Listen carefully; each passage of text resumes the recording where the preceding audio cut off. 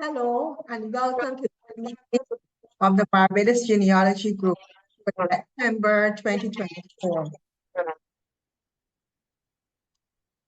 We greet participants joining us on Zoom as well as those following on Facebook Live. Thank you so much for joining with us today. My name is Harriet Pierce and I am the group's coordinator. Today, we have a very special guest. We welcome Dr. Lennox Honychurch, who will speak on the topic, A Family Network from Barbados to the Down Islands, the Honychurch Family and Regional Settlement. This talk is another in our series in which we examine the Barbadian diaspora. Dr. Honychurch will use the Honychurch family as an example of the way in which Barbadians moved to and fro across the Eastern Caribbean from their original base in Barbados to influence other island societies across the subregion. A Dominican by birth and Barbadian by descent, Lennox Honychurch was born on the 27th of December 1952 and attended the law school right here in Barbados and then St. Mary's Academy in Dominica. He is a graduate of the University of Oxford with a doctorate and master's degree in anthropology. He served as staff tutor with the UWI Open Campus and was awarded an honorary doctorate by the University of the West Indies. He has published a 3-part textbook series on Caribbean history and books and papers on Dominica and the wider Caribbean. Before we hear from Dr. Honychurch, we want you to take note of the following. Hold your questions until the end of the presentation. You can either type your question in the Q&A or use the raise hand feature at the bottom of the screen if you would like to speak on mic. We want you to enter any comments in the chat. So questions go in the Q&A and any comments in the chat. Lennox, it's over to you. And good evening and afternoon to everybody, wherever you may be across this internet world. So the subject of my talk, as has been already outlined by Harold Pierce, is using my family as an example of the network of inter-island connections based from Barbados. And we know that Barbados really developed very quickly as a center for Caribbean interaction. Although it was settled after St. Kitts, just 1 year after St. Kitts, Barbados quickly established itself for a number of reasons as this center for colonization. The fact that it was the furthest east of all the Lesser Antilles, and the fact that it was not mountainous, it did not have to engage like the Leeward Islands with a long drawn-out altercation with indigenous people who were trying their desperate best to hold on to their islands like Antigua, Montserrat, St. Kitts, Nevis, and all the rest. Barbadian settlers had a geographical advantage to be where they were. So, in relation to settlement, the beginning of the Honychurch family in Barbados is linked, yes, the family with the surname of Honychurch. But once they had established themselves in Barbados, of course, they linked out to those who had been there before. And the family, because of the various interrelationships, even within Barbados, is tied in with initially a settlement from the south of England. I'll talk a little bit more about that. But then also we have in Barbados an important Jewish tradition. The first synagogue, for instance, in the region, and the Honychurches married in to a family that was very prominent in the Jewish community, the Shannons, who appear to have had another name, but then they anglicized, or you could say added an Irish slant to their names in the Shannon. And then they were Jews, so I'm going to be dealing with that aspect. And then later on, after emancipation, the Honychurch arrival, who came, one of them who came, and who is my great grandfather, married into a family that had been enslaved. And so you have that link now with the African presence. What has been very interesting for me is to go on ancestor.com, and thanks to somebody who gave me one of the kits to be able to do a DNA test. And because I knew so much about the history of the family already, I was not surprised by the Southern England connection.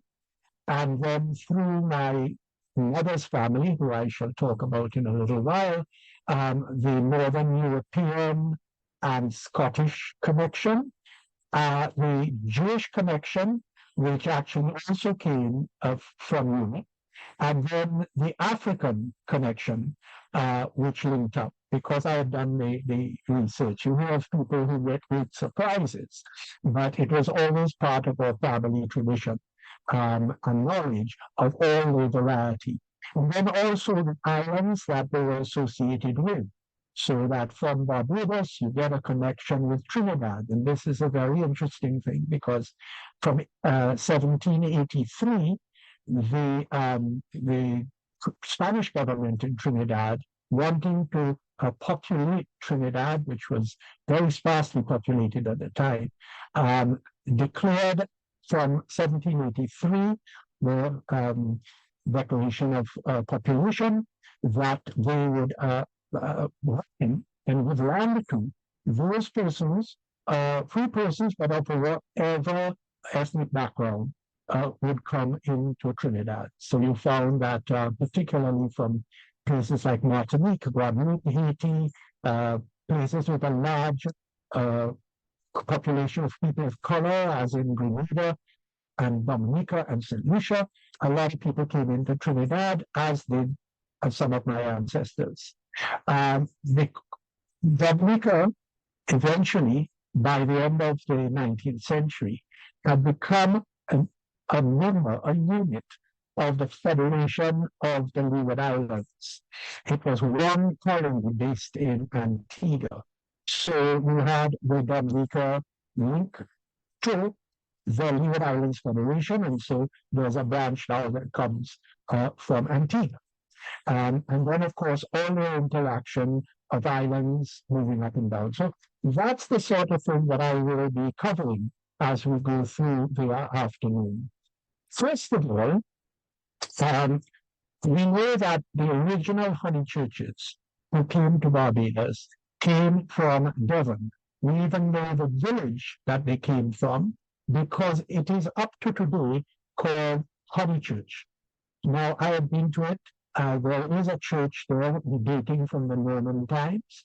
And we have even the crest, the coat of arms of those original Honychurches. Now, they were, although a lot of people in Britain at the time, once you were kind of Roman farmer with a bit of land, you could apply and get a coat of arms. So this is the one that we have been brought up with.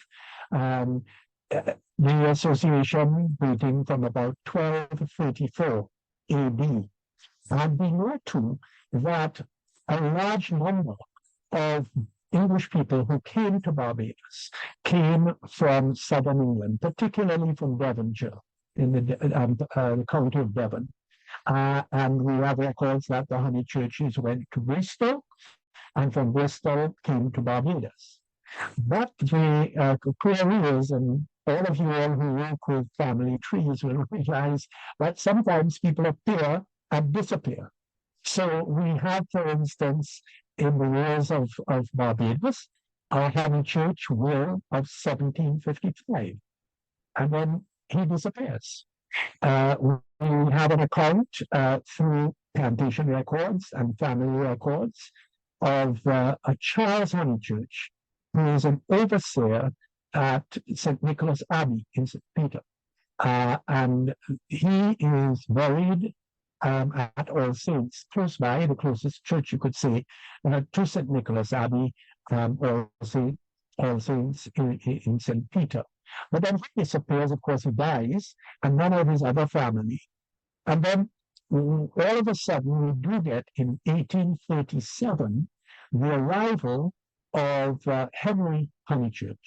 And it is this Henry Honychurch that remains in Barbados until his death, intermarries with one other Barbadian, and all of his many offspring link up and have children not only within Barbados but across the Eastern Caribbean. I want to deal a little bit with this period of time because it is 1847, shortly after the Declaration of Emancipation. And what happens in the Caribbean, and in this case, a very interesting case, in the case of Barbados, is a number of lesser sons of families in the United Kingdom come out to these islands, Jamaica, Barbados, Antigua, and these places, looking for, searching for both wives who may have a little income because the plantations are collapsing due to emancipation. Some of them are having problems, and there is a keenness to find an Englishman, so to speak, to take them back to England, even if you have to share some of your family money with them. So those men that are coming down are also looking out for the opportunities to feather their nests as well. This features in English literature, actually. If you go to the story of Jane Eyre by Charlotte Bronte, you will find, of course, the story of the mad woman in the attic. Mr. Rochester comes out to, in this case, Jamaica, and he finds a wife with a plantation, which he is able to sell and then make a bit of money, and he takes her back to England. But, and I'll be dealing with this throughout, the whole question of a white West Indian, people are well established in the West Indies who have British links, but during the period of time of that family within the Caribbean, lots of things happen. There are mixtures with Africans, people of African descent, former enslaved people who have been freed. We go through the records and we find a lot of instances of plantation owners who in their wills, they never mention that they're the father of their children. They say, the mulatto so-and-so, Johnny or Joshua or William, was the son of Meredith, but they don't say in their wills that they are the fathers of William and that Meredith was their mistresses. Sometimes they will say, my housekeeper, so-and-so. We find it fascinatingly in the will of Christopher Codrington, just finished on Christopher Codrington, which will be published later this year or early next year. And his father has many women that he frees, and he leaves money for them, and particularly certain key children. He never mentions that he is the father of those children, but he will free their mother and leave money for them. In the case of the famous Christopher Codrington of Codrington College, he, in his will, mentions William Codrington that his father has told him before he died that he has to take care of. So you get all of these complicated issues. So in essence, when the Honychurch that came down, the Henry Honychurch in 1837, he was one of those middling people. He was not any wealthy plantation owner or anything. He actually got a job working as an auctioneer, and also he had a little shop in Trafalgar Street. And we can see, as I developed with the family, the links between the Shannons, who also had a shop in High Street, and in Swan Street. So you can see the close nature of those households, and eventually members from those households got married with each other. So you can even take the geography of Bridgetown and link it to that connection.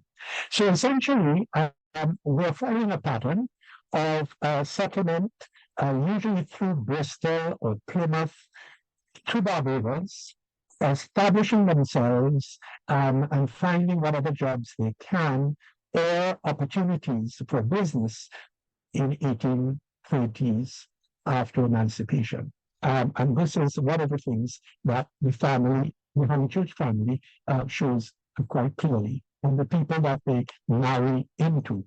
And it is mainly in the lower middle class section. I have avoided dealing with my mother's family because my mother came out from England as a 7-year-old with her parents, and they got deeply involved in Dominica. They came from Scotland, the great empire. My grandfather was born in Singapore, for instance. But they got so deeply involved in Dominican matters that both the husband and wife became members of parliament in Dominica. In fact, my grandmother, Elmina, became the first woman in the West Indies in 1940 to be elected to the legislature. And then I myself, in the 1970s, highly influenced by my grandparents' work, became a member of the House of Assembly of Dominica as well. So I don't know. That's a whole other story, but I just wanted to mention it because you have that completely more recent other branch of my family that came and spread through the islands. Now, Henry Honychurch arrives in Barbados, and he sets up his little business. He acts as an auctioneer for many of the companies around Bridgetown.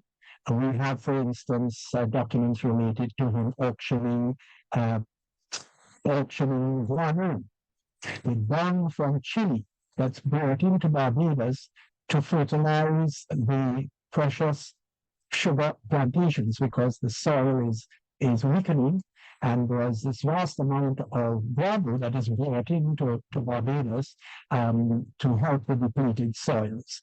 And some of the sales that he conducted were in relation to while it was being shipped, some of the guano had taken on seawater and was going to be sold at a lesser price. But that's another link with the Barbados history and agriculture and industry. So that's the kind of work that he's doing. But being a businessman, he also is entitled to join and be a member of the Bridgetown Club. I have these two women here. One is my great grandmother. She is Christabel Thomas. She is the daughter of a slave.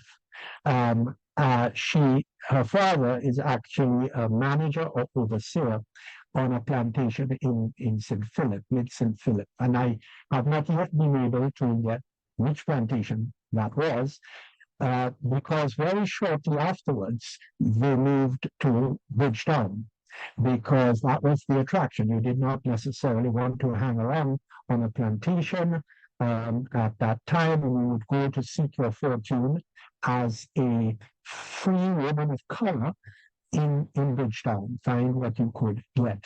She herself, Christabel, then had a daughter by another white man whose surname was Thomas. And it's Adelaide.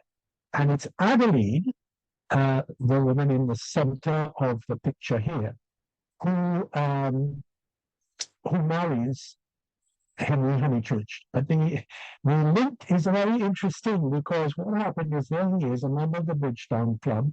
They would gather in the evening, an afternoon and evening for drinks and stuff like that, and discussion, reading the newspapers, etc. Now the Bridgetown Club was in its latter days located in the Mutual building down there on the lower green in the center, almost center of Bridgetown. But this was an earlier place. We are not quite sure where it was, but it was in that vicinity in the Bridgetown area. Now, this lady, Adelaide, they met, they began having an affair, and the story goes that every afternoon, Adelaide would go and sit in Henry's bedroom that was down in that part of Bridgetown and wait for him to leave the club, and then they'd go off together and socialize in some other part of Bridgetown. And then he was called up by the chairman of the Bridgetown Club, and he was to Mr. Honychurch, you know, we have a problem with you and your lady friend. It is not the coming of the Bridgetown Club that this lady should be associated with you in such a public way. She's sitting there in your buggy waiting for you all the time. And we're giving you a choice. You either give up the lady, or we will have to suspend you. You will have to give up the Bridgetown Club, your membership to the club. Well, he gave up his membership to the club, and he married Adelaide Thomas. And what is interesting about this is that they and their children became very much part of the Bridgetown colored elite. Now, I know I'm a Caribbean man, and we know that in Caribbean, we need to be frank about this whole business of shades of color, because colorism was a very significant part of West Indian history. So whereas today people tend, particularly in the United Kingdom and in North America, they tend to work very delicately on what they say. A lot of things would or would not happen to people in the Caribbean, even in the post-emancipation period. If you just call those people black, it was a variation. It was intense colorism, for better or for worse.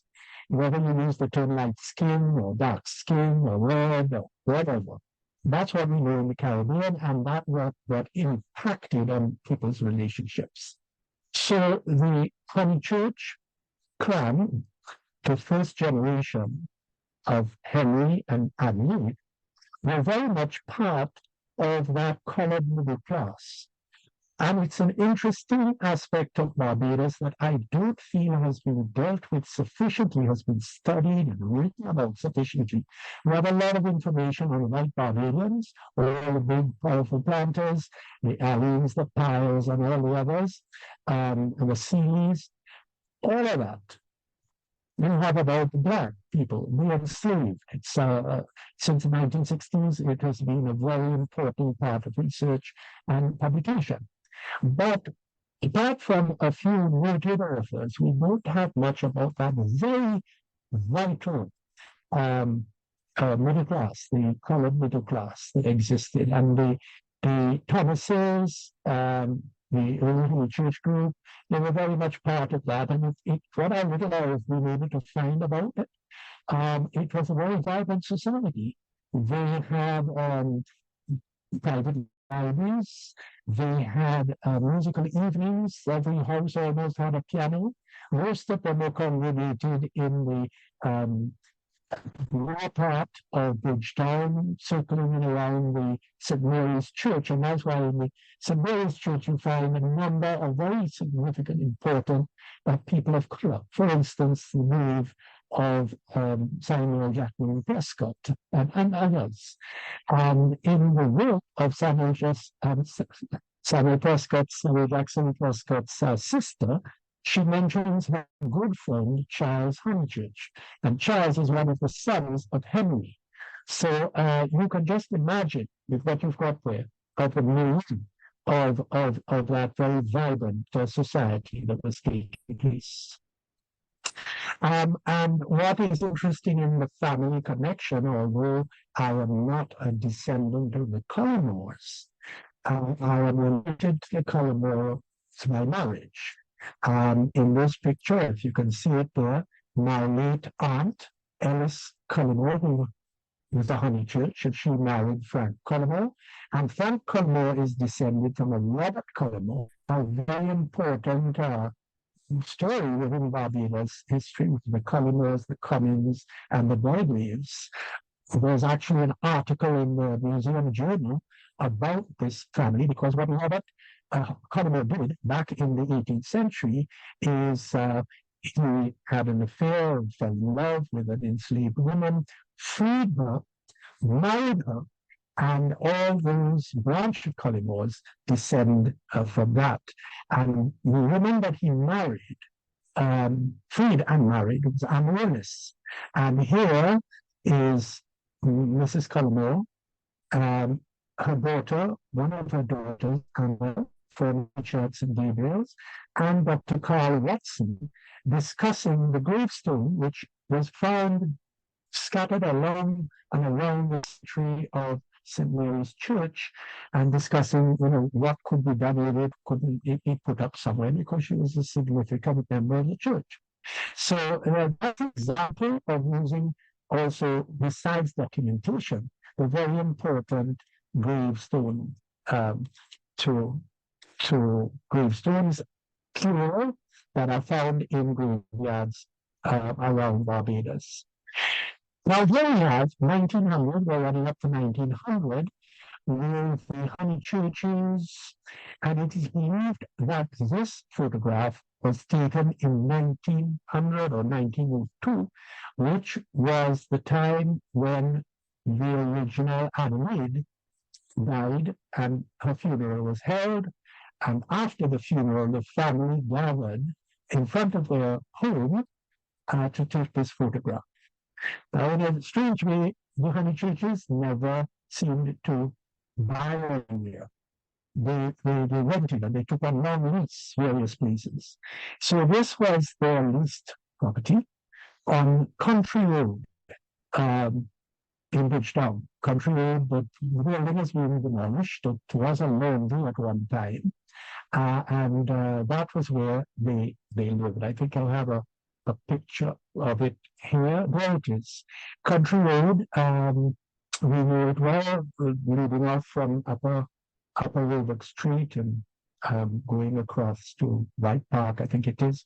So that is the building in front of which they are photographed. And the guy in the sort of off-center of the picture is Mitchell Honychurch. He is a son of Henry, and he has his two brothers. On one side, on the extreme right, you have Charles, and then over on the other side, you have we're told to call him Aunts, but his real name was Percy Clark Honychurch. And then you have all of the many children. Now, the woman in the center, this is where we get a bit of an Antigua connection, because the woman in the center and her family had a link, and their mother were born in Antigua. And they came from Antigua, they linked up with Barbadian families, and the Grants. Now, the Grants were quite an important family at the middle of the 19th century. Grant was a Speaker of the House of Assembly, and he also had a business down by the Pierhead. So we see that a number of the Grants born in their documents, their birth certificates, were born at the Pierhead. And why? Because they were running a shipbuilding operation at the Pierhead, which later on in the 19th century was sold to the important people who did the screw dock. That was screw dock, that is, the remains of it are still there.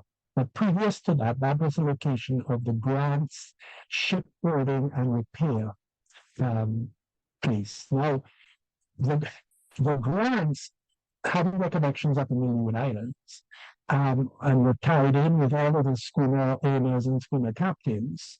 Caribbean was an extremely vibrant place of people meeting and interacting with one another. for instance, even up into the 20th century, we have people like the Hassels and the Johnsons from Seba and those islands up north who operated and owned schooners, and then their offspring settled in Barbados and were educated here and had important contributions they made, Dr. Hassel and others, as well as agents for shipping. So you see, in the grants, we also have this connection. But while this lady's grandfather, who was Speaker of the House of Assembly, he lived at a significant building which sadly has now been demolished over in Fontebelle. Well, I get to that eventually, but this is where all the Honychurches were buried. And this was their plot, which still exists at St. Lennox Church, not very far from where they lived in Country Road. So we have this sacred to the memory of the beloved husband, Henry Honychurch. And he died on the 1st of April, 1892, aged 84 years. And then below, there are a number of other children who died young. You must understand, of course, that in those times, you had diphtheria, children dying shortly after birth, and all the various terrible diseases that affected babies, infants at that time. So there are a number of them. And in other spots in the grave plot, you have persons like Adelaide and others that are buried in that area. So this exists in St. Leonard's churchyard. Actually, as you approach the church, you almost go up the steps of the modern church that is built there to replace the old St. Leonard's church. It's on the right-hand side against the wall. I will go back a bit to this one that has been, this is my grandfather as a boy. That is, he was also called Henry Honychurch. Actually, it's sort of an alliteration, Henry Harcourt Honychurch. So he was actually born in a boat of St. Kitts. He was his mother and family were heading for New York. And he was born off St. Kitts. He returned to Barbados, and then he was registered as being born in Barbados. I'm not sure how legal that is, or whether he should be, there's a special legal arrangement for persons in that position. But I believe that because the boat was registered or had as its last port of call, Bridgetown, Barbados, he was registered as a Barbadian. And that's the Country Road House, the plot in St. Leonard's graveyard. And this is to relate now to the grants. This, of course, is after the grants sold the property to the Blackwoods Screwdock Company. And there it is in its full heyday with ships brought up for repairs and so. But in the buildings around, before the Screwdock was built, and there was a seaway, that's where the grants basically had their business. And we'll come to it later, but one of the houses that the grants lived in for a long time was Holden House, which was, from the early days of Barbadian history, the house of the governors of Barbados. But then it was considered too close to the sea. It was in danger of attack if anybody attempted to attack the island. And so it was felt better to purchase a plantation up on the upper terrace at Cleveland, where the present State House is located. But that Holden House remained and was rented out or leased out from time to time, and the grants for a time lived there. And then in the mid-20th century, that beautiful house, I may have a picture of it later on, and many pictures have been published of it, was totally demolished to make way for the Esso gasoline station and the storage tanks. So there's another sort of link with the family there. Now, the Honychurches, as they got larger and larger, they had a property in Trafalgar Street. And then, of course, they had a property that they leased in Country Road. But then they decided to expand even further, and they leased this plantation house at Maxwell. So this is the great house from Maxwell Plantation. A picture on the right of the view from the ridge on which the house stood across to the factory, which all of this located on the Maxwell Main Road. That was today. And from the very early days, we're going back now to the early 20th century when they leased this property. And the woods behind, the mahogany woods behind, I remember a former Governor General of Barbados, Mr. Ward, told me that he as a boy lived nearby and he knew the children very much there, and that among the people in the district, those mahogany thicket was called Honychurch Woods. So the Honychurch Association with that was pretty well established for most of the early 20th century. It was not theirs, it was part of the Maxwell Plantation, and it was eventually sold in more recent times at the very end of the 20th century to religious, to a church that demolished the house and built on it their church, which you can see there. It's a rather unusual church, almost like a complete A-frame made of galvanized. And you can still see it there today. And this is the Honychurches of the next generation. This is Henry Honychurch. He's at the back, Henry Harcourt Honychurch. And he married Beth Shannon. So here we got now in the link with the Shannons. And I'll have to talk about the Shannons, the Jewish family that existed there, because that is quite a story. That's a story that links us down to Trinidad. And those are all the children, except for one, who complained to her mother, my grandmother, and said, "But I'm not in the picture. It's the only picture of all the family, and I'm not in it." And she said, "Well, you are in it, but you're just not seen. You were in my room when this photograph was taken." That's the smallest of them pulled. So all of them are situated here, Frank and Charlie and Bob and Olive and Ted and Alice and Annie. And I have more to say about Annie in a while. They're all in, and my father, Ted, who is there in the front being held by Annie. All of them were there at Maxwell House. That's where they grew up, at Maxwell House. And here there are some of them at an older age. So on the right, actually on the right is my father, Ted Edward, and he was the only one of them that remained in Dominica, because a number of them were born in Dominica. I need to explain why they ended up in Dominica. It's because Henry Harcourt here, he was a kind of difficult guy. He could never find a job. And he went to New York a couple of times and back down. And then he heard that there was a family in Dominica that needed a manager for their estate, their plantation. He called them estates in Dominica. And so he picked up the older members of his family. We're talking back before 1912. And he goes up to Dominica. And this is a plantation that's way out on the East Coast. He actually brings a few Barbadian workers with him. And I have met in one of those East Coast villages a Lynch family who told me that the family had handed down the story that my grandfather had asked them to come and get working in Dominica, which they did.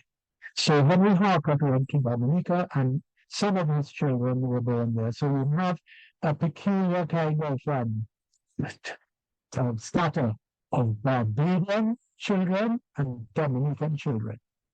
But my father ended up to be the last. All the others have left after a while. And here is some of them that settled in Barbados because the older ones had gone to the United States. So on the right is my father, Ted. He has his arms around his mother, Beth, who was a Shannon, who married the Honychurch. Behind her, standing up, is Anna, and then there's Pearl, and at the extreme left, there is Ellis. Now, Ellis is the one that some people who are listening to this may well know, because she lived until she was 100. The thing is, she would not want any of the grand publicity associated with centenarians. So she died, and everything was very quiet. She is buried in the Westbury Cemetery, along with her husband's family, the Cullimores. And then standing at the back is Uncle Charlie. You see how the name Charles runs through the family. So here is Harry. Harry takes Beth and some of the children to Dominica and really establish themselves in Dominica. Now, Harry, I said, was a very kind of difficult person. He would not have wanted to be seen in Barbados doing that kind of job, working as a manager, overseer on a plantation, particularly a plantation that was owned by people of color, because, of course, the higher people in Dominica, as in places like Grenada and St. Lucia, were descendants of people of color. So these were the Potter family. They lived in Roseau, but they had this big plantation out on the East Coast. So he went out and managed that plantation. And then he decided he would like a place of his own. So he bought a 15-acre place with a very small house, and that's where they eventually ended up. This is the house in Dominica that I knew, because I lived in that house for the early years of my life, and that was what they developed the house into by the 1950s. And my father was the only one left in Dominica, and he managed that house. And tragically, it is in that house that he was kidnapped. The house was burned, it was sprayed with gasoline. I was at work, so I wasn't involved in that. I wasn't seized, but my name was asked for. And so that house is totally destroyed now, and in fact, the place is in forest. But that's the Honychurch house that was established in Dominica. And these are all Honychurches now in Dominica. Now, in Dominica, they would take off their shoes and have their clothes and run all around the place in the bush. They couldn't do that in Barbados. Barbados, you had to act, living in Rockland, now and then going to your grandparents in Maxwell, you had to behave yourself a little bit. So this is both with all of some of the children that were left in the West Indies, while the others went to the United States. One of the things we have to add, and I like to place these things in context to the historical period, is that in 1922 to 1926, the U.S. immigration imposed a very strict sort of decree on immigration. They took greater control of the people who were coming in. And there was a sort of system whereby only certain members from certain parts of the world could come in. It was very managed. And so a lot of people in West Indies who felt like things are economically faltering here, like in Barbados after the First World War, the sugar industry took a dip, and that affected everything else. And many people felt, oh, let's try to emigrate to the US. It was far simpler before 1922, 26, and so a lot of them left, including Honychurches. So Harry then left Dominica and he went to Brooklyn, and then bit by bit he brought the other Honychurches children up, leaving the last three down in Dominica to be taken care of by his wife. And one of them, that is Ellis, she eventually she went to study at Queen's College. She was great lady. She was a great secretarial services, and she had a job in Bridgetown. And it's a very bad it's a story, and I know I must be very fast and quick on it, but she got a job in the school of polio. Now, by that time, the Second World War was on. The German submarines were in the Caribbean, and they were blowing up ships that were bringing supplies for the Caribbean, including schooners that were going up and down the islands to distribute from Barbados produce that had been brought from cargo that had been brought from other countries like Canada and across the Atlantic. And she was given all the codes. She had to learn the codes and then interpret the codes, and it would be decided which schooner would go to which island. And in the old photographs of the Canadians, you will see that the schooners had numbers on them. And once their number was chosen, they had to take it to whichever island. Some of them did get blown up by German submarines. The whole story is related to that. But Aunt Ellis was working there. But then she decided to go to England as a member of the ATS. She volunteered for that job where she is in her uniform, and she left Barbados and went up to England. Now, we get to Barbados. This guy, well-known with a hall named after him, the Frank Cullinan Hall, he had this passion for this very young girl. She was like over 15 years younger than him. He had had a first wife. She went to England and refused to get a divorce, and eventually they were able to get, he was able to get married to Ellis. But the fact was that Ellis wanted a new freedom. I mean, where is this much older man? And he just would not leave her alone. So she decided to go and resign from her job at the School of Pool and then go up to England with the ATS, which she did, and he was very upset by that, but she had to have a little moment of freedom. So she went up and she served in the ATS there, and then eventually came back to Barbados after the war was over, and married. He had waited long enough, married Frank Cullinan.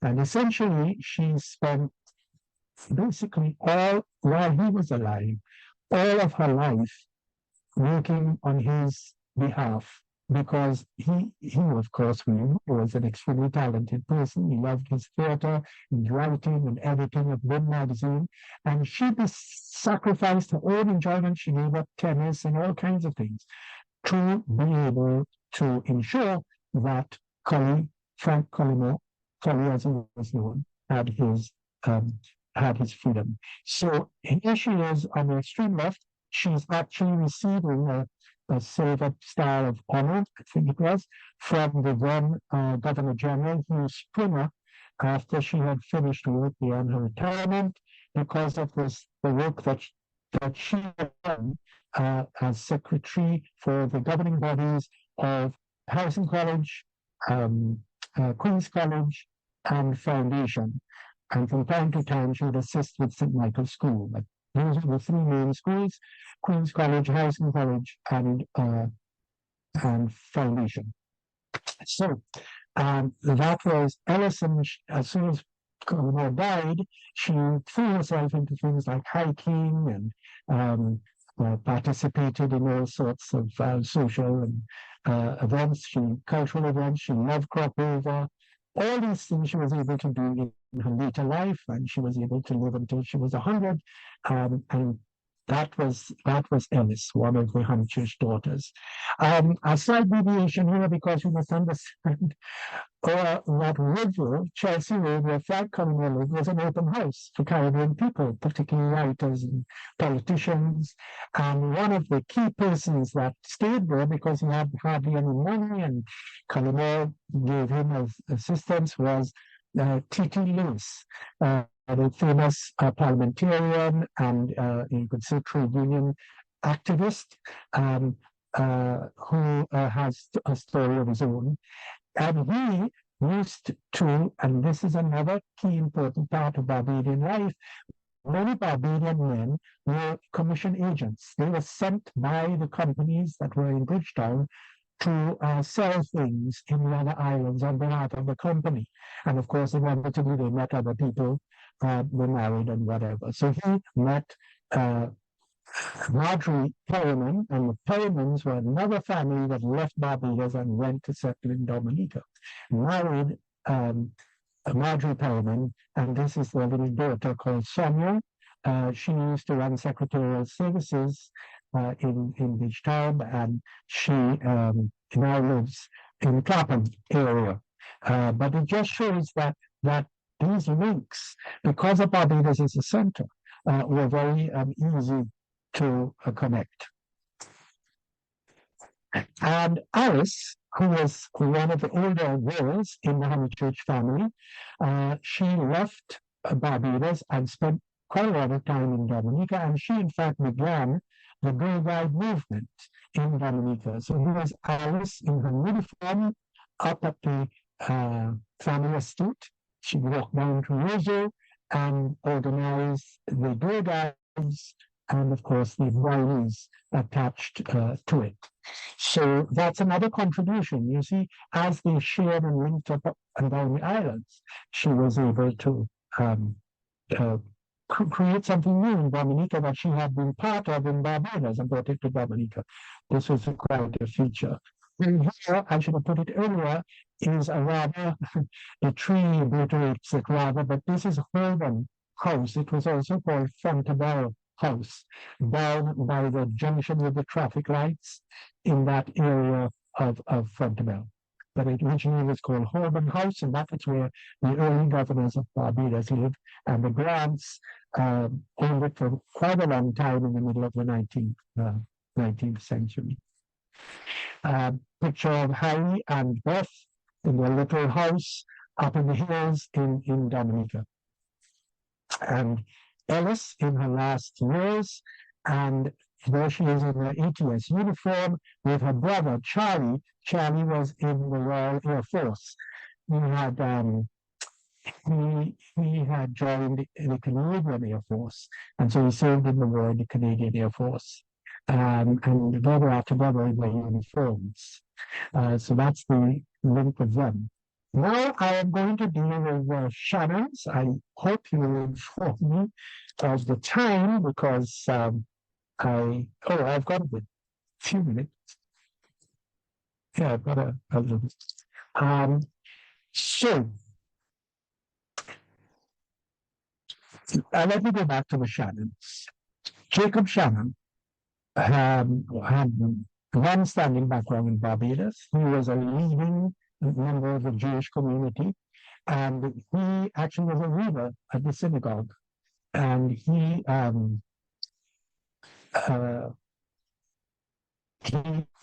tried to piece it all together and link it. He is buried actually in the Jewish synagogue in the northern section of the Jewish synagogue in Bridgetown. So he was a key player in this. And he was Jacob Henry Shannon, and he married Elizabeth Martha Wood. Now, interestingly enough, although he is buried in the Jewish cemetery, his wife, who was an Anglican, never became a Jew.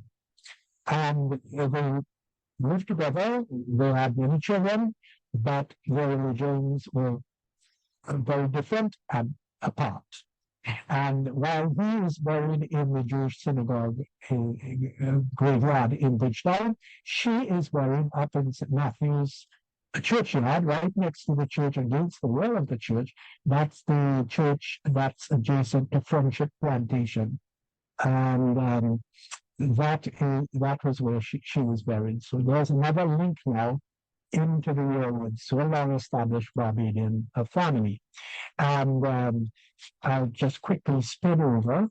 They had William who ran away to sea, became a sailor, ended up in Canada. Irene, she was educated in England. She came back to Barbados and she married a Griffith. Now, this is how I then get related to the Griffiths. The best known was a Murat pilot who was a distant cousin of mine, Griffith. And then, of course, in relation to the Barbados Museum and the National Museum, the main museum, sorry, the library, the library of the Barbados Museum. She was Betty Shannon. She became Betty Carrillo. And then she married a very distant relation, Shannon, in her later life, and she became back Betty Shannon. So she then was a descendant of my great-great-great-grandfather, Jacob Shannon, as well. So there were the Griffiths. And then there was Julius. He spent years at Edinburgh University. He was in China as in a medical post in China, and then he returned to Barbados, where he was consulted by many of the doctors in Barbados. He was Julius Griffith. And then there was Joseph Luther, and he was educated, born in Barbados, educated in England, and went and ran a cocoa plantation in Trinidad. So really got them going off to Trinidad. He ran the cocoa plantation and had children who then had children, the Shannons of Trinidad, that were there. So you had that connection. But Annie, who went to Trinidad to keep house for Luther, and she died in Trinidad. James, he only left Barbados once, and that was to go to the Jubilee, the funeral, actually in 1902, early 1902, January 1902, the funeral of Queen Victoria. And he came back to Barbados, and he never married, and he was one of the Shannons there. And then you had Frederick settled in Trinidad. Now, I need to explain this one because here's another very interesting link. There they are. That's Frederick, and he was a Jew, Frederick Shannon, and he fell in love with this Johnson. She was of a Johnson family. Frederick, he married Marion Tiedemann Johnson, who had 5 children: Marion, Elizabeth, Isabel, Christina, and John. Now, Elizabeth is my grandmother, was my grandmother. Beth, we called her. And tragically, this Marion Johnson, she died young in Trinidad after she'd had these children, and she left these children to be taken care of by Frederick, and he briefly went to work on Panama Canal, and then those children were sent back to Barbados to be brought up by their aunt. Now, what is interesting about this couple is that one was a Jew, well-born Shannon family, Jewish, and the parents of Marion Johnson refused for them to get married. They did not want them to get married because he was a Jew. Strange that even in the sort of mid-19th century, that this was still an issue in Barbados. Anyway, they eloped.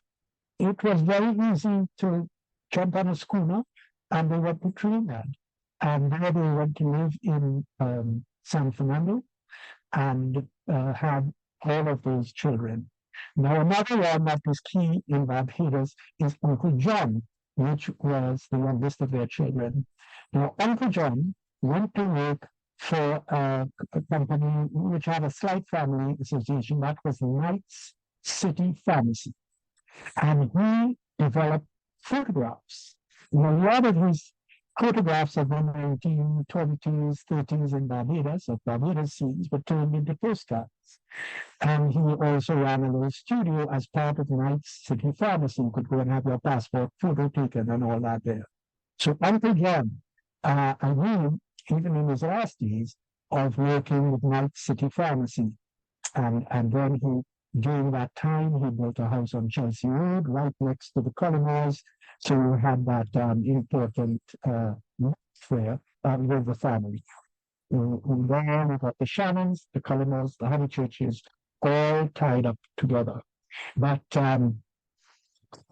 it's an interesting thing that being a Jew was such a significant thing, an objection for the Johnson family, that they decided that the daughter could not marry a Shannon who was of a well-known Jewish family. So I mentioned earlier that a number of Frederick's children went to Barbados and they were brought up by their aunt, Alice Elizabeth Shannon. She was known as Auntie. And she is the Shannon then that married Percy Clark Honychurch. Amazingly, they were engaged for 30 years. And I'm not sure whether the Jewish issue had anything to do with this, but it was a bizarre situation. And then Percy's brother, Charles, he never married, and he just lived with them to the end of his days. He lived with them, and their house was where Brown Sugar is down in Aquatic Gap. That was where they had lived. Now, Alice and Tim had inherited a lot of money from the Shannon family over the years. So she kind of was the wealthiest, not extremely wealthy, but she could live comfortably, and in fact assisted all of the nieces and nephews. And the thing is that when my father and the others were sent from Dominica to come to school in Barbados, they stayed initially by Aunt Anne. And that was another feature of Barbadian life, where you had your big generations of people you knew, but you were being sent to Barbados for schooling, whether it was Housing College, Commonwealth, or Queen's College, or whatever, and you would stay with a relative who was from another island, be it St. Vincent, St. Lucia, wherever. So we had that connection. But Auntie has another story. Auntie was the last of the practicing Jews in Barbados. And when the synagogue was closed down in 1922, one of the reasons was a lot of Jews connected to in a way to going to New York, going to the United States because of the way that this system that the United States was installing for immigration would catch them, and they wouldn't be able, if they waited too long, to go back with ease. They went to the United States. This left the Jewish community vacant, you could say, with hardly anybody or nobody, until the 1930s, when, because of the rise of Nazism, you had people like the Kreiners and the Ortmans and so coming down bit by bit to Barbados, who eventually revived and resurrected the Jewish community. Interesting connection. But the issue here with Auntie is that because they were closing down the synagogue and they were going to sell it to a Barbadian company to use as offices, later on as a warehouse, and getting the entire interior of the synagogue, the last person that they could give all paraphernalia from the inside of the synagogue to was Auntie. She had a bigger house. She renovates the house down in Aquatic Gap that is now Brown Sugar. And she could hold all that stuff there. And that's exactly what happened. Some of the chandeliers went up to New York. Apparently, they refused to give it back when the synagogue hearings was raised. But the story of what Auntie got has a sequel. So here they are, Anton and Unks, but standing behind them is um, Aunt Annie.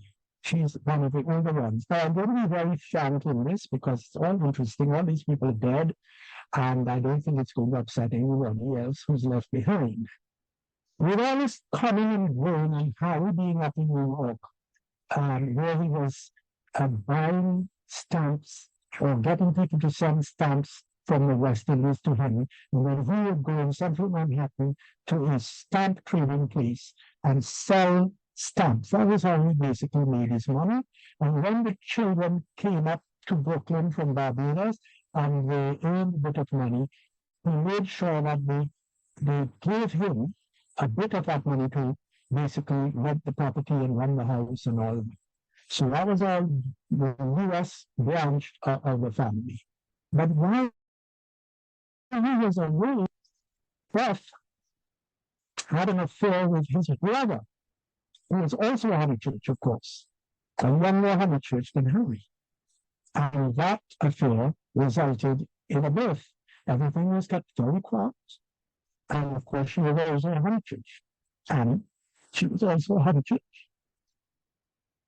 But Henry Harcourt was not happy with this. He got a wind of this. And the poor girl, he blamed it on, not blamed it, but he basically had a resentment as a result of this.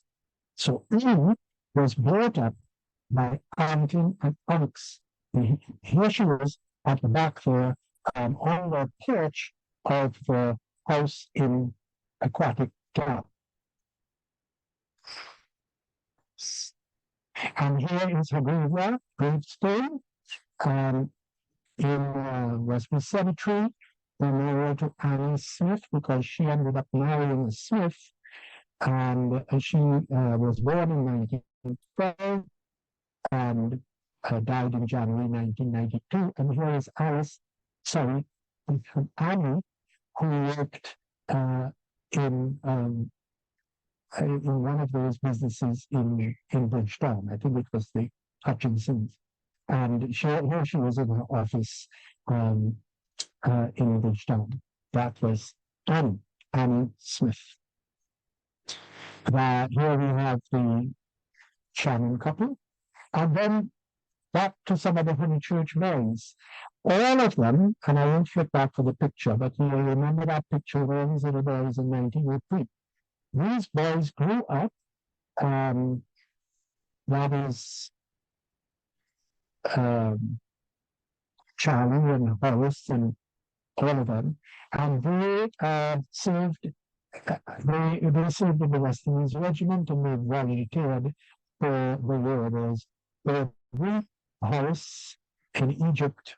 A number of people from the West Indies Regiment, they were sent up to Palestine, in the fight against the Ottoman Empire. They were in Greece and what is today Syria and Lebanon. But luckily, all these boys survived. But as soon as they came back, and unfortunately, in my editing, I have blocked the two brothers that are on the camels. But all of these boys, who were, a few years apart, volunteered, they went up during the First World War. They survived the First World War, maybe because they were not on the Western Front and they were over in the Middle East. But anyway, they were able to come back to Barbados, and then as soon as they could, they all went up to the United States. Once again, that early movement, pre-1922-26, to the United States. Let me go back. So in giving you this overview, let's see what the time is. I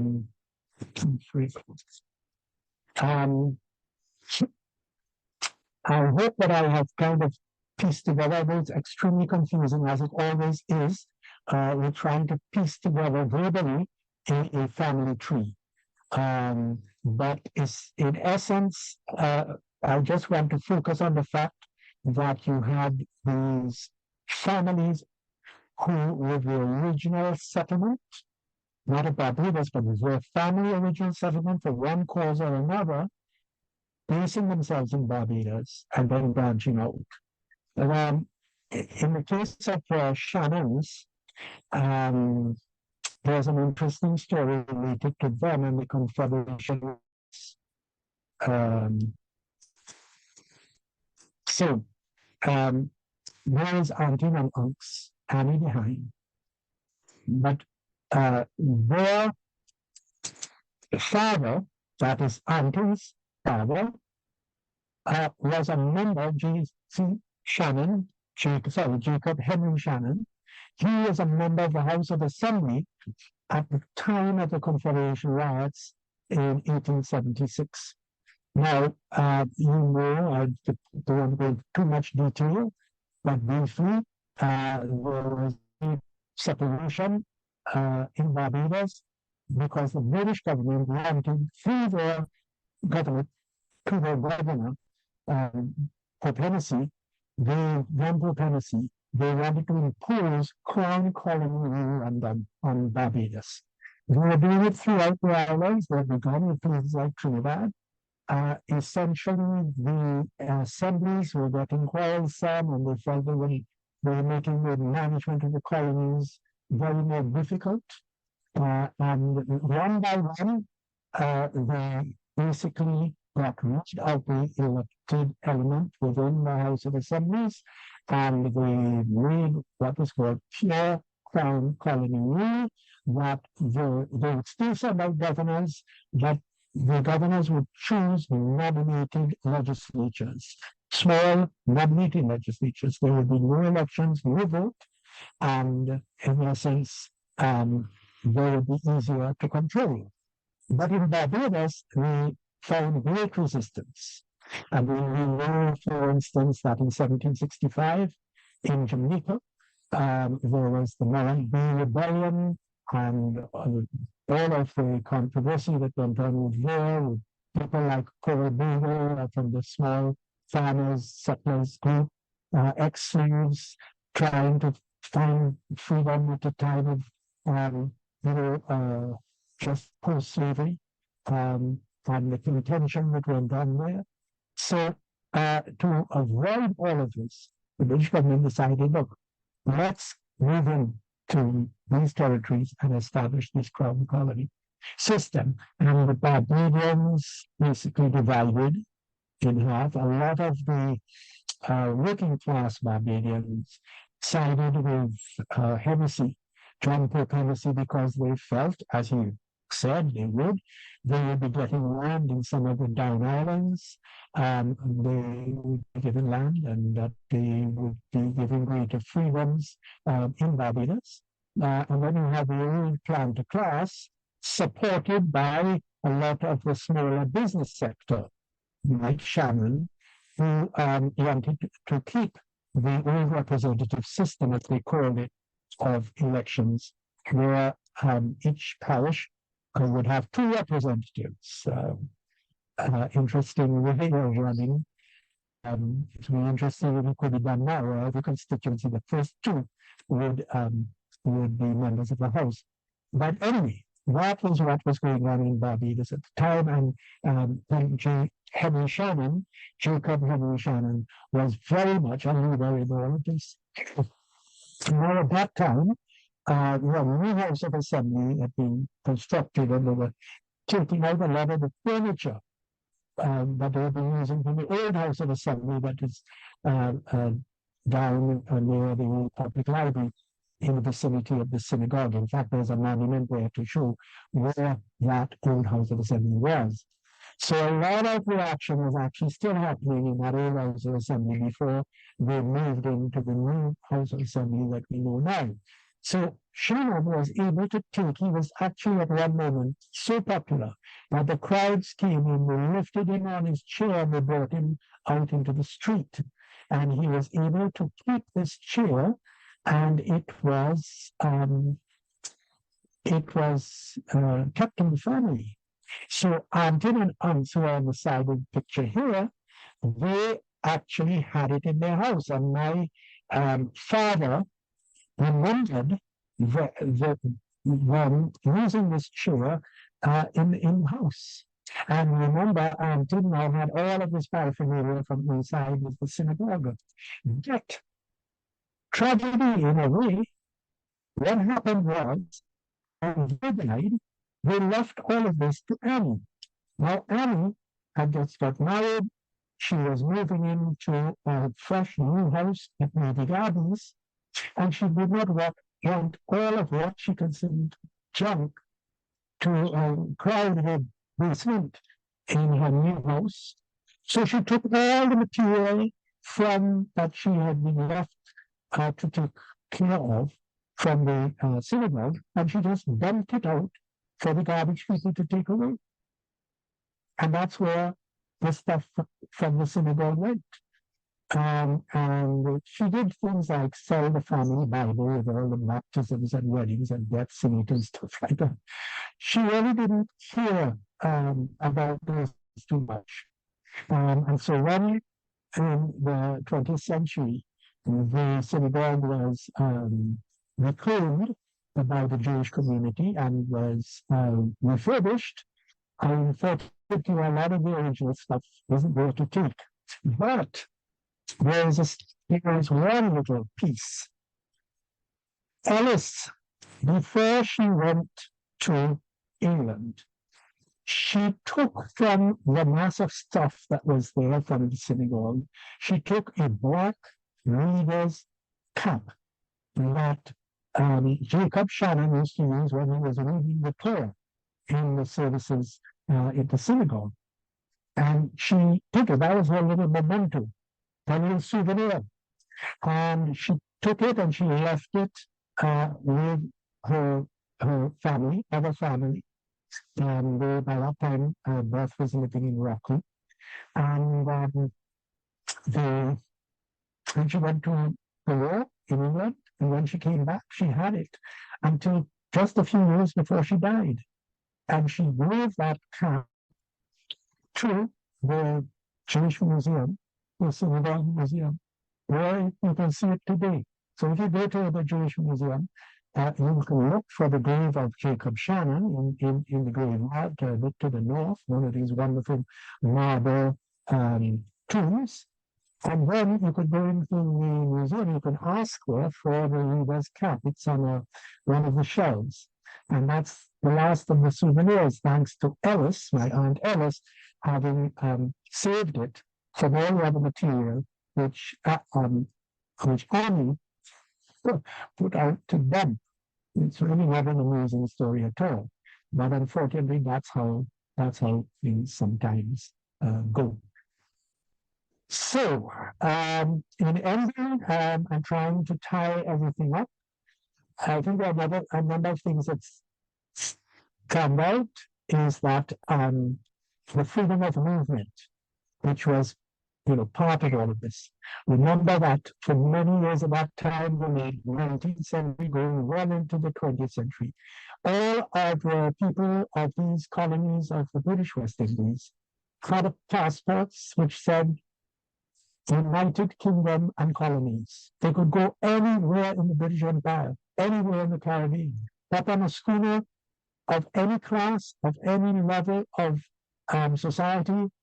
And the village was full of schooners. You just made a deal with the captain, you paid whatever you had to pay, maybe to the agent, and many of those agents and shipping companies were around the Caribbean area.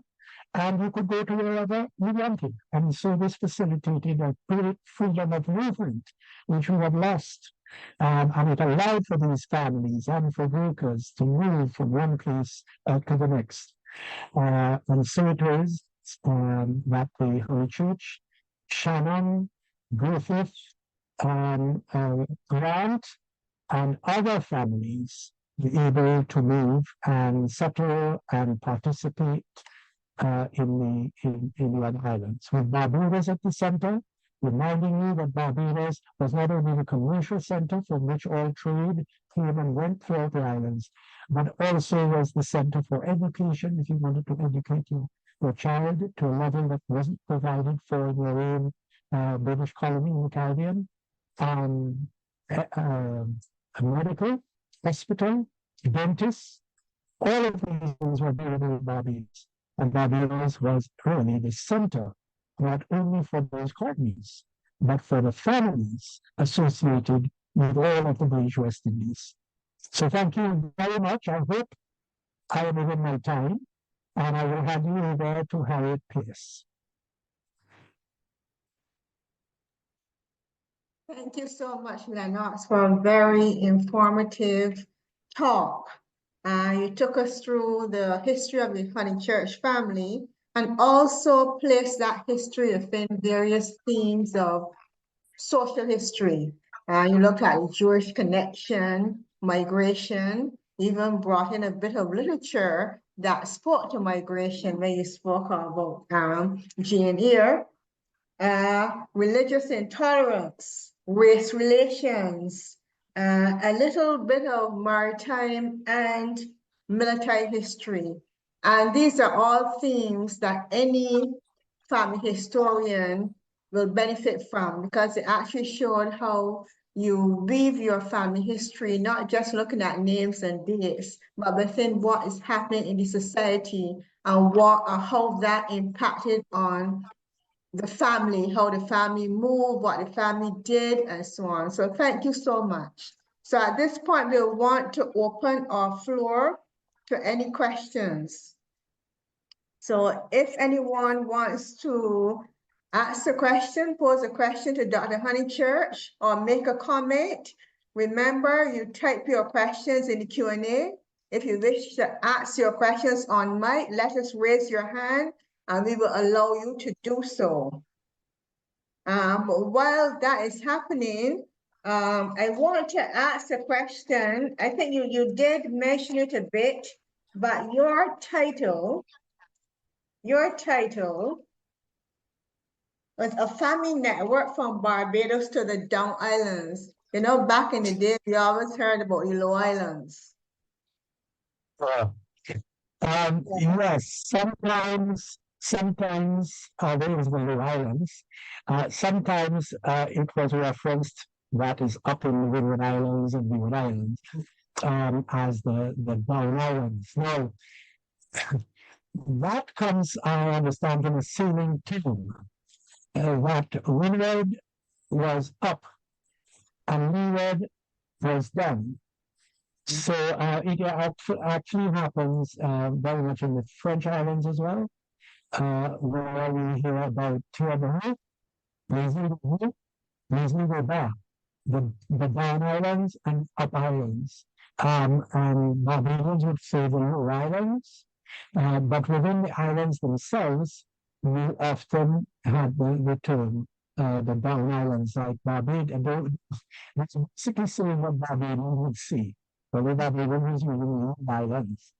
They would see it in the, they wouldn't necessarily say the small islands, because many of them were bigger than Barbados.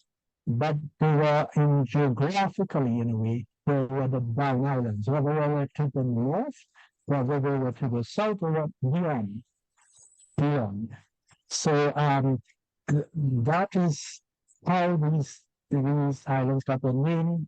They were referred to as down islands or the low islands because of the maritime terms that were used by those sailors up and down the Caribbean.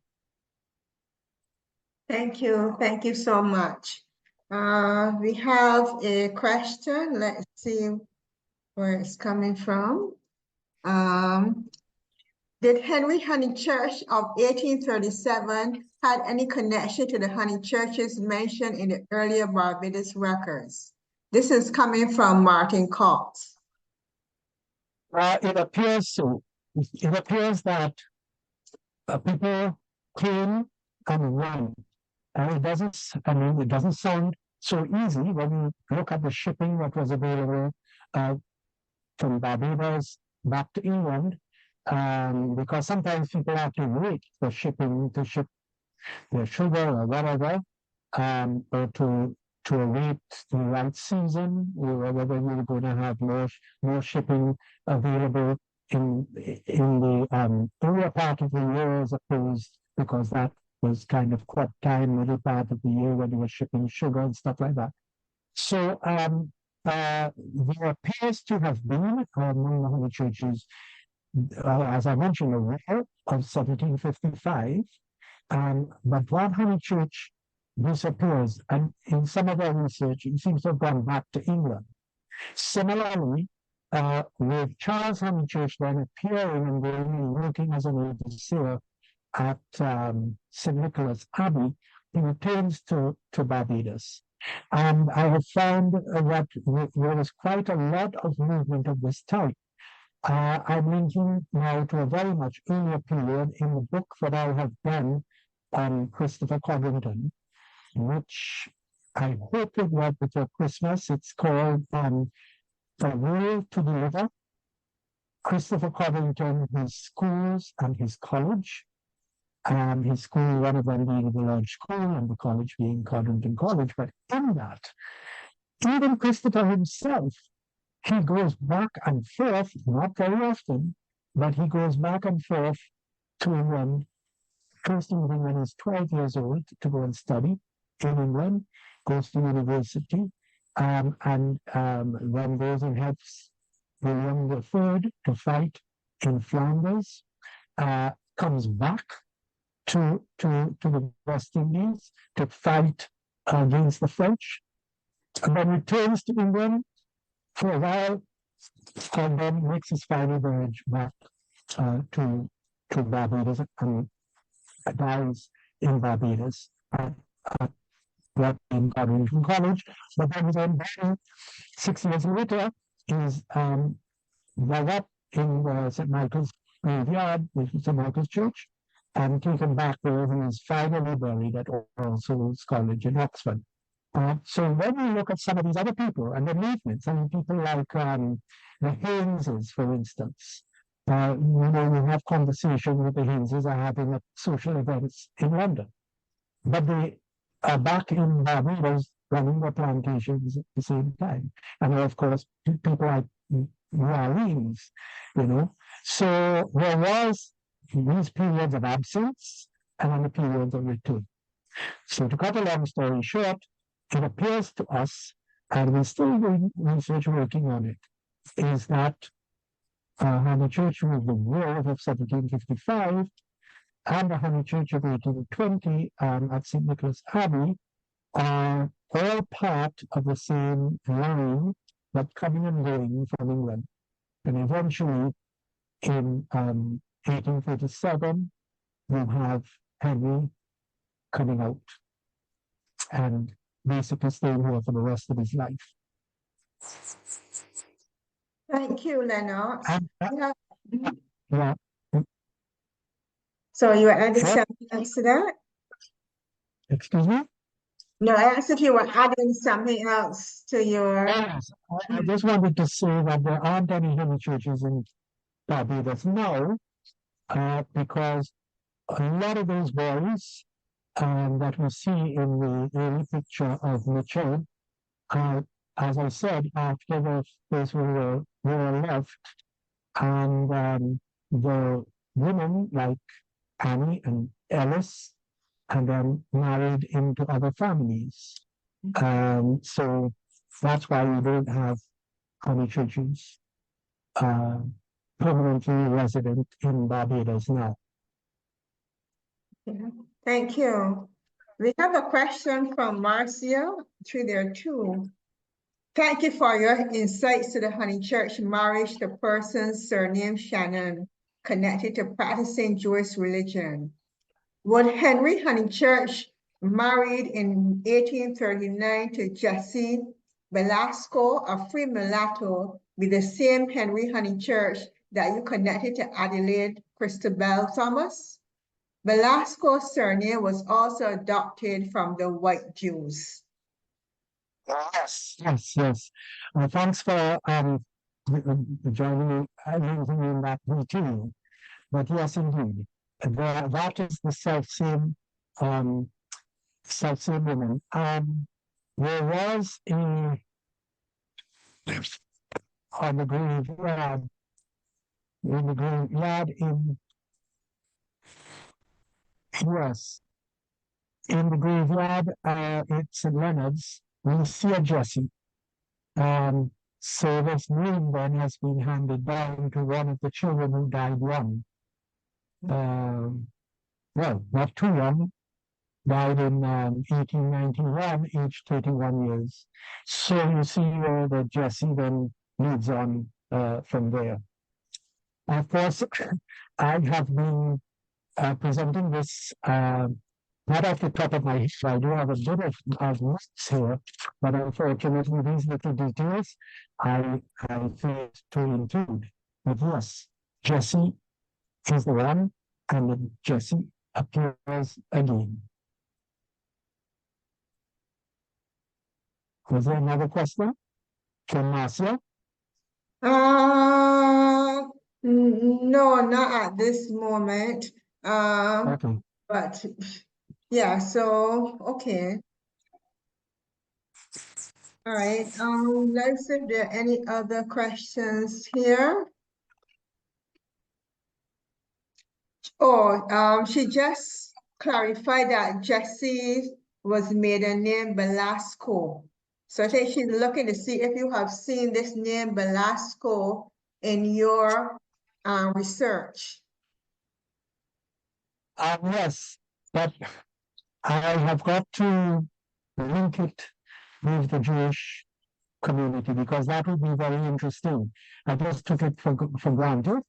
I got now, thanks to Marcia's intervention there, to now explore that Jewish link because remember the Shannons come later with the Honychurches, and if there's an earlier Jewish link, that would be very interesting. So let me just say there that let's go back to where these people lived when they were working in the early part of their involvement in the small-scale business community.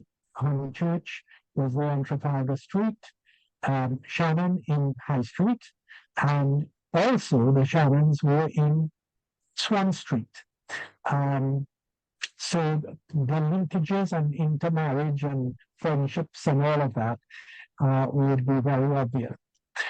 Just these little things. My grandmother, she was originally a Shannon. She married Honychurch. She's my grandmother. She told me once when we were in Swan Street, pointed out to me where the family lived in Swan Street. And she asked, she was very forward in this way.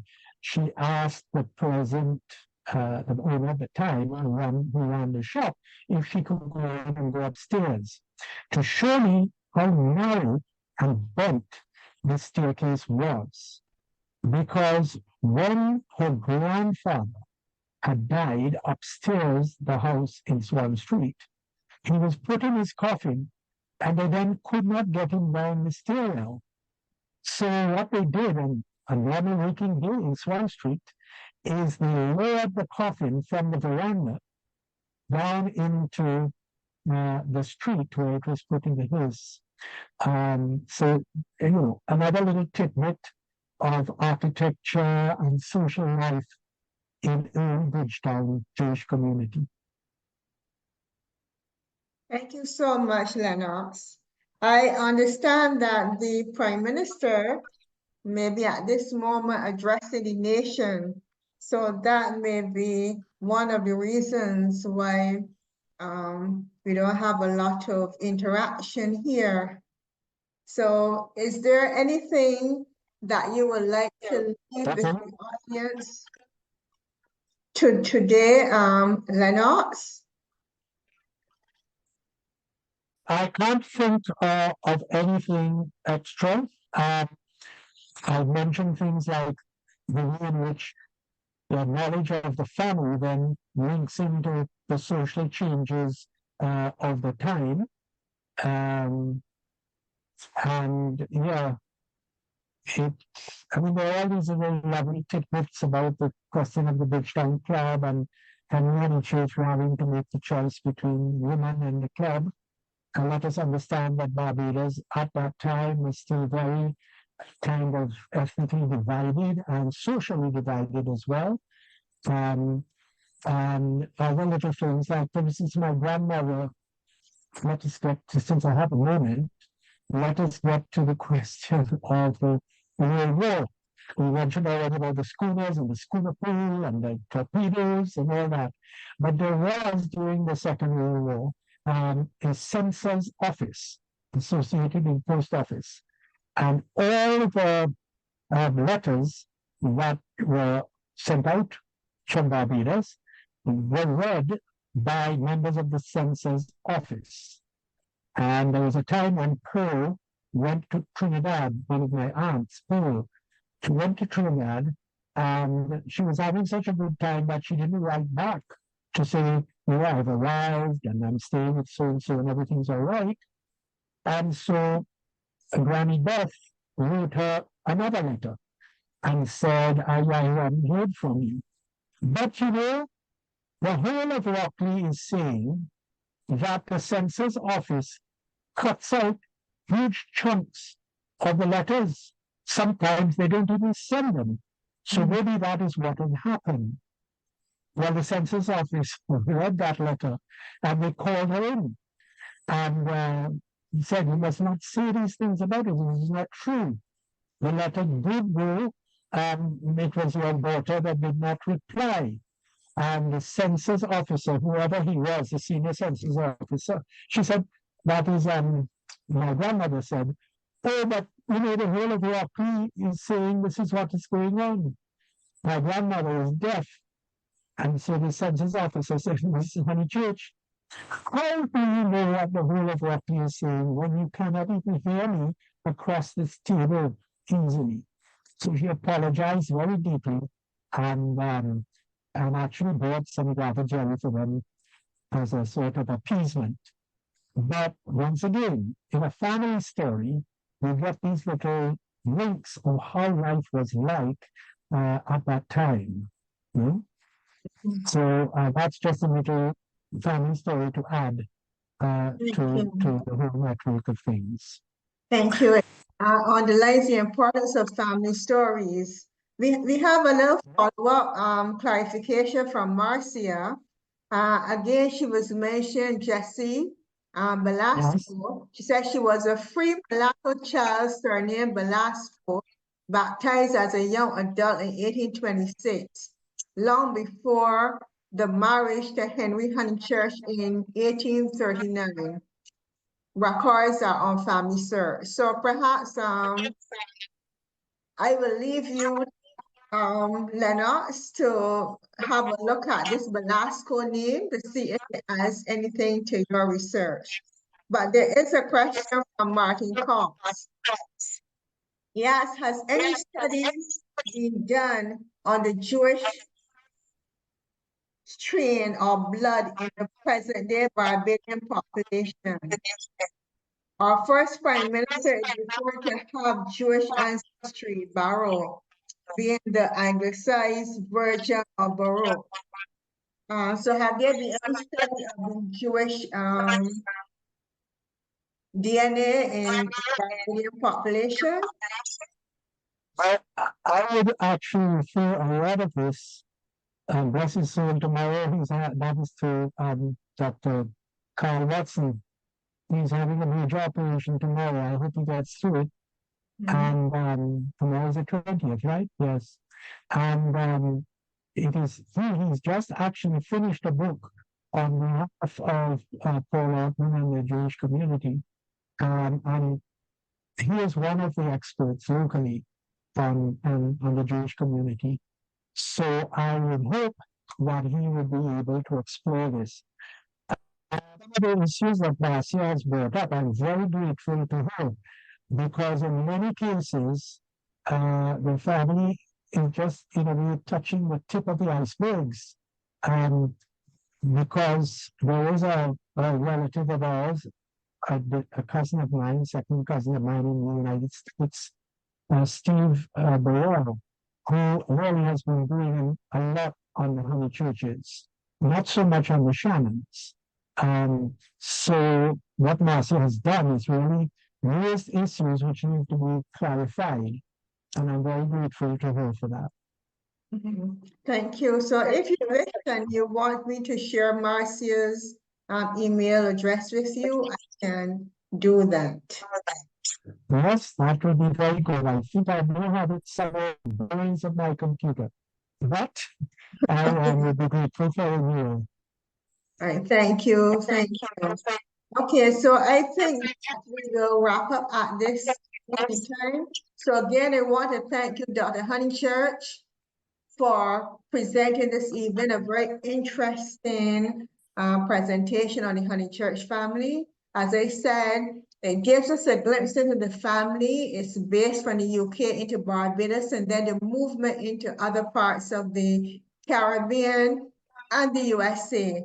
But in there, because you have woven that movement within the social history and the various themes in social history, it allows persons who are researching other families to see why certain things would have occurred and why families would have reacted in certain ways. So I thank you so much for your presentation. Thank you very much for having me. Okay. Right. I also want to thank our audience for spending the time with us this afternoon. I know that there's so many things that you can be doing this afternoon, but thank you so much for being here with us. And remember, this presentation was recorded and it will be uploaded to our YouTube channel. You can go back to it time and time again. And of course, I'm quite sure you will gain more and more insights. So thank you so much. And thank you, Anastasia, for your technical support as usual. Our next meeting will be a joint one with the museum's history group, and it is scheduled for November 15th. We have Dr. Matt Riley and Fiona Fitzsimmons, who will speak on the Barbados-Irish connection. This will be part of an exhibition which will be launched here next month in Tangled Islands, looking at the Barbados-Irish connection. So we look forward to that in November 15th, and of course you will be notified closer to that time. So thanks again for being here with us, audience, Dr. Honychurch, Anastasia, thank you, and bye for now. Bye for now. Thank you.